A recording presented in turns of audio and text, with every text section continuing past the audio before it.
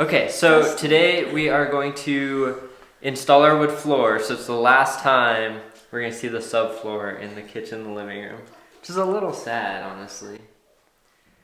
But we're using hickory engineered wood, so it's, like I said, an engineered product, actual hickory over the top section. We're using a hickory engineered wood flooring, which means there's a top thin veneer layer of hickory, and then this particular one has like an MDF or some sort of engineered wood product underneath it, and then we are putting down a pad between the subfloor and the hickory. You don't make as many cuts in the underlayment, you don't reduce as much stuff to use pesky. We started by putting down this blue pad. Now this pad actually has a vapor barrier on top of it. Because we have our sealed crawl space, the vapor barrier isn't really doing anything for us, but it's also not hurting us. This pad helps with sound, and it helps so that the wood floor doesn't squeak against the subfloor. So as you walk, it makes it a little more cushiony to walk on, and it makes it less loud to walk on the wood floor.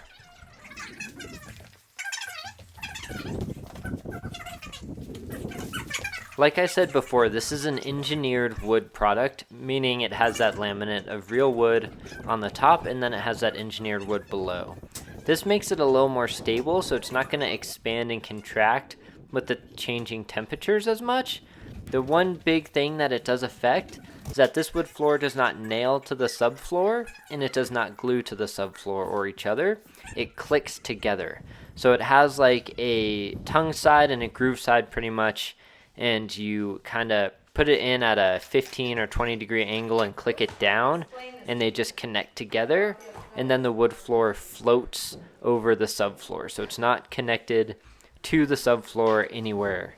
It's just sitting on top, which does allow it to expand and contract as needed together as one big piece.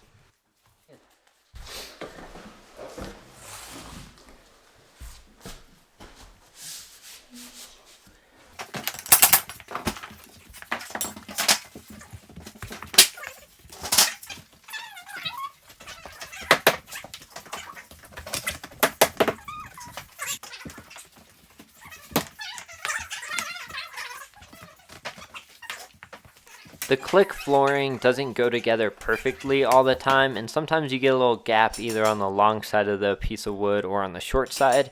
So they make a tool that you put over the lip of the wood, and then you use a hammer and you can kind of tap the two pieces of wood together. It is helpful to have someone standing or holding the two edges flush. That way it doesn't do something wonky and they can tell you exactly when you need to stop tapping. But otherwise it works pretty well.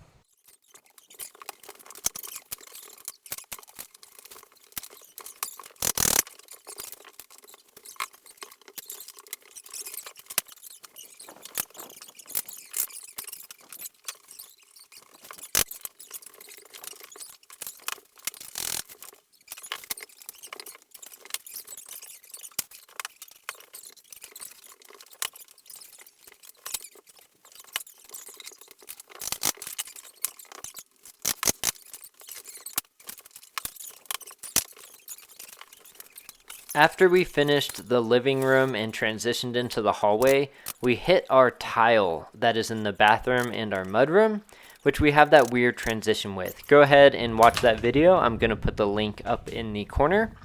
But what we did is we cut the wood floor around the tile. That way we had that kind of organic transition between the two and there wasn't a hard line. It was a little interesting to do this. It wasn't as hard to cut the wood as I thought it was going to be. As you can see, I laid a piece of tile over the ones that were already put in place and just traced it on the wood, then went outside and cut it with my jigsaw. Once it was cut, you could basically just click it into place like all the other wood floor pieces. We did get stuck with a couple of very small pieces of wood in those top corners. So what we did is we just put some wood glue on the tongue and groove click together part of the flooring and glued them together. That way it doesn't pop out. The other thing I want to mention is that transition between the tile and the wood. It wasn't perfect. We're about 1 millimeter off. The tile's about 1 millimeter higher than the wood. And so what we're going to do is we have a flexible black caulking that matches our grout, and we're going to caulk that transition, and that way we can make it smooth and it looks nice, and it is flexible, so it's not going to crack when the wood floor tries to expand or contract, or the tile expands and contracts.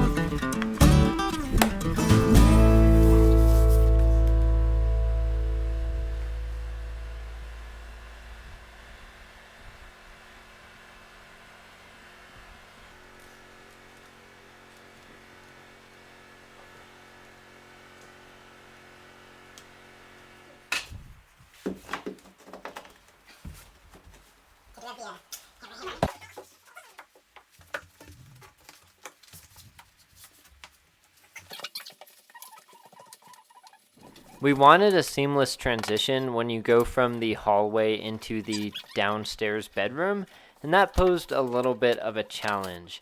As you know, we worked out from the back wall of the kitchen, which is the north wall, and then we worked to the south down the hallway. However, to get that seamless transition in the bedroom, we had to work from the north side back. So instead of putting the tongue side of the flooring over the bottom flat piece and clicking it in, we had to put the bottom flat piece underneath the flooring that was already down and then click kind of up, which made it a little harder, but that tool that I talked about earlier really helped us tap them together and get them to click solidly. It wasn't super hard to work backwards like this. If you're in a situation where you want this seamless transition, go ahead and work backwards. It might not work for all styles of click lock, but it should work for a lot of them. It's just going to be a little more of a challenge. That being said, there is a certain number of square footage that's a max square footage before you need some sort of break in it to let the flooring expand and contract. So make sure you know what your manufacturer specifies for how much square footage you need before you need an expansion joint.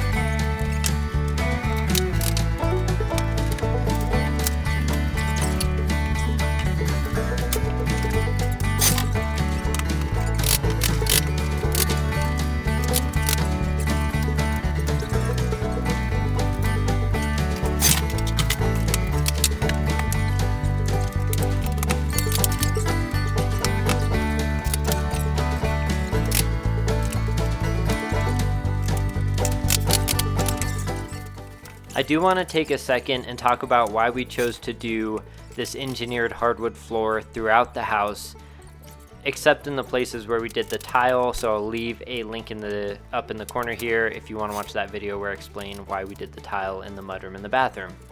But me and Chelsea don't like carpet. We both have not great allergies, and we just think carpet is gross and it can get really gross. It's not good for our allergies, and we just don't like the look of it. So we didn't want to do that in any of the bedrooms. That's kind of an unpopular opinion, but that's ours. The next reason we didn't go with a laminate is me and Chelsea, again, we don't like the way laminate looks. I think even though there's some really good laminates out there on the market, you can really tell a laminate versus an actual wood floor. And another part of that is the way laminate sounds when you walk on it. I don't really like the feeling or the sound of it when you walk on it. We didn't go with a straight hardwood floor because of cost and options that we liked. There wasn't an economical option out there that we liked, so we kind of nixed that. Now to talk about the pros and cons of the engineered hardwood. So let's start with the cons. Some of the cons of the engineered hardwood is its actual wood, so you can scratch it. It's not completely scratch resistant like a tile would be, and with dogs that's not always a great thing. Another con is that there is only that small laminate piece of wood. So say we want to sand it down and refinish it in 15 or 20 years, you can only sand it down once or twice, versus if it was an actual hardwood, you could sand that down 5, 10, 15 times and refinish it and not have any issues. One of the other issues is obviously water. Wood isn't great with water, obviously, so if you spilled water on it, you could have some issues there. However, our wood isn't really in places where it's going to get wet. The one exception would be the kitchen, and we have a mat there. I know that was a long list of cons, but there are some really big pros to having engineered hardwood floors. The first one is that it is in fact an engineered hardwood, which means that most of the board is an engineered wood, which means it does not expand and shrink and is more dimensionally stable than an actual hardwood board, because you don't have that 3/4 inch thick piece of wood. Another good thing about having an engineered wood floor is that it's more environmentally friendly, because it takes less actual hardwood to manufacture one piece of the flooring. Instead of having that thick 3/4 inch or 1/2 inch piece of hardwood, you're left with that small veneer piece of hardwood, so it takes less trees to manufacture more flooring. Since you only have that small veneer of the hardwood, the engineered hardwood becomes a lot more economical to buy. You can buy a lot more flooring for a lot cheaper price. Your price per square footage goes down quite a bit with an engineered wood versus a full thickness hardwood. And I think the last big pro of having the engineered hardwood is it gives you almost the same value in your home as actual hardwood does, which increases the equity you have in your home, where laminate, you have to get a very, very high quality laminate to increase the value of your home.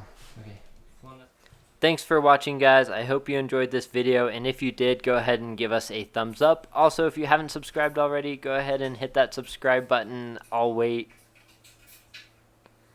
If you have any questions, make sure you leave them down in the comments for us. And now that we have power, we will be getting videos out weekly, I promise. I will see you guys next time. Okay, so wait till you stop picking your nose. I was itching my nose. Okay.